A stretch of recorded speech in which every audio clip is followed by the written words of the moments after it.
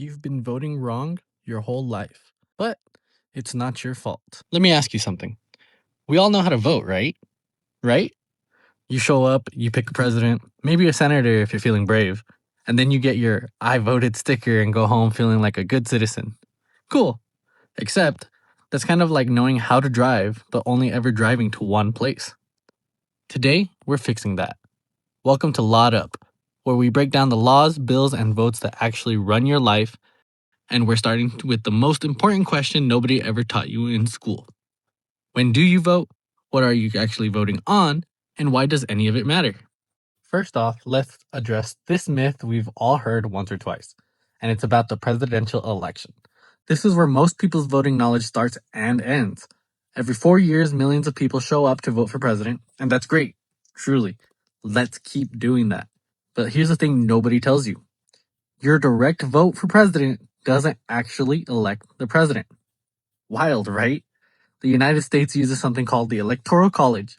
Each state gets a certain number of electoral votes based on its population. So generally, bigger states get more votes. When you vote for president, you're really telling your state which candidate to send its electoral votes to. But that doesn't mean they always have to listen. That depends on whether your state is a bound state or an unbound state, and we'll break that down in another video. This is why we've had situations where a candidate wins the popular vote, meaning more actual humans voted for them, but still loses the election. This happened in 2000, Al Gore versus George W. Bush. Gore received over 50 million votes, about 540,000 more than Bush. Gore won the popular vote, but Bush won the presidency. It also happened again in 2016. Hillary Clinton won the national popular vote by over 2.8 million votes, but Trump won the close races in Michigan, Wisconsin, and Pennsylvania, and got all 3 of those states' electoral votes. 3 states, razor-thin margins, entire election flipped. It doesn't matter if you win a state by 1 vote or a million, that win counts the same. So does your vote for president even matter? Yes, but not in the way most people think. And here's the part that changes everything. There are people who decide how your state electoral votes get cast, and who decide almost everything else that affects your daily life. These are your state legislators. These are the people in your state government. Not Washington, D.C., your state capital. And most people couldn't name a single one of them. Your state legislators decide things like how much your rent can go up, whether your school gets funded, what your minimum wage is, how easy or hard it is to vote, whether marijuana is legal, how your tax money gets spent. These are not small things. This is your life. And unlike the presidency, where the Electoral College can override the popular vote, state races are decided directly by the people. Your vote counts 1-to-1. No Electoral College, no workaround, just votes. So if you really want to actually change things at the presidential level too, you start by electing the right people at the state level. People who will set up fair districts, fair voting rules, and represent what their communities actually want. The state is the power. Most people just don't know it yet. Okay, this is where it gets real. There are actually 3 types of elections most people don't know about. The first, general elections. These are the big ones, held every November in even-numbered years. Presidential races happen every 4 years. But every 2 years, you're also voting for members of Congress, state legislators, and tons of local positions. Those in-between years are called midterm elections, with the next one being 2028. This is where Congress flips. Most people skip these completely. Big mistake. Big. Huge. This is where the balance of power actually shifts. The second, primary elections. Before the general election, each party holds a primary to decide who their candidate will be. This is where everyday voters have enormous power, because primaries have low turnout, meaning your vote matters even more. Primaries usually happen in the spring. This is literally where you choose who gets to run for president in the first place. The third, local and special elections. These happen year-round and cover everything from city council to school board to ballot measures on specific issues. Turnout is often embarrassingly low, sometimes just 10 to 15% of voters. That means a small, informed group of people decides things that affect your entire city. Bottom line, there's almost always an election coming up somewhere, not just every 4 years.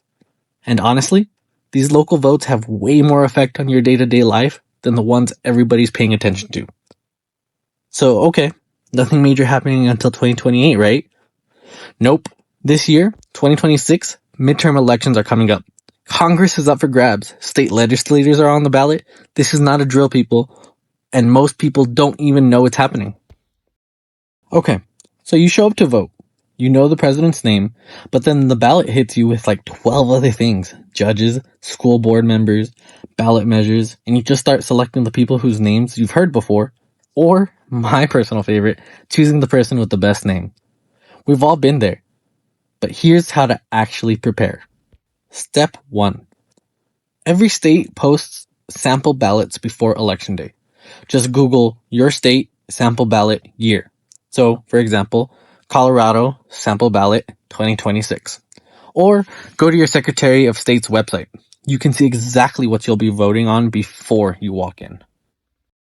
Step 2, and this one's big, look up your candidates.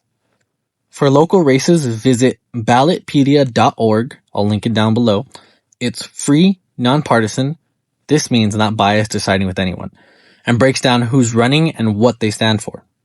Takes about 10 minutes. Or you can comment below on which state candidates you want us to break down in a nonpartisan way so you can make the best decision. Now, step 3. Understand ballot measures. These are proposals that go directly to voters. Things like, should we raise minimum wage or should we fund new schools? They're written in confusing legal language on purpose. LaudUp's whole job is to translate these for you. That's literally why we exist. So, step 4. Know your registration status. This is huge because you can't vote if you're not registered. You can check if you're registered at vote.org. You can also register there if you're not. Deadlines do vary by state, so don't wait until the week before. Here's the next move. Right now, before you close this video, do one thing. Go to vote.org and check that you're registered to vote. That's it. One step, 2 minutes. Because everything we're going to cover on this channel, the housing bills, the tax laws, the voting rights proposals, none of it matters if you're not registered to actually do something about it. And if you haven't registered yet and you do it after watching this video, subscribe and drop I voted in the comments with a screenshot of your completed registration for a chance to win a $50 gift card. This is LaudUp. We break down the laws that run your life so you can run them instead. Subscribe, share this with someone who needs it, and we'll see you in the next one. Your laws, your vote, your power.